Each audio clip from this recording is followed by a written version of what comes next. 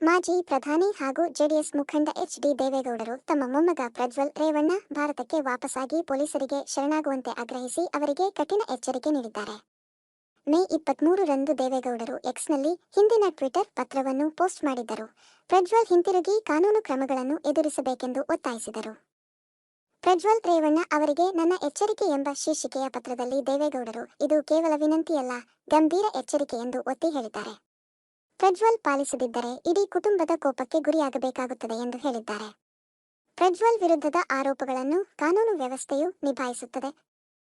ಆದರೆ ಕುಟುಂಬವನ್ನು ಧಿಕ್ಕರಿಸುವುದು ಅವರನ್ನು ಸಂಪೂರ್ಣವಾಗಿ ಪ್ರತ್ಯೇಕಿಸಲು ಕಾರಣವಾಗುತ್ತದೆ ಎಂದು ದೇವೇಗೌಡರು ಸ್ಪಷ್ಟಪಡಿಸಿದರು. ಪ್ರಜ್ವಲ್ ಅವರ ಮೇಲೆ ಗೌರವ ಉಳಿದಿದ್ದರೆ ಕೂಡಲೇ ವಾಪಸ್ ಬರಬೇಕು ಎಂದು ಹೇಳಿ ಮಾತು ಮುಗಿಸಿದರು.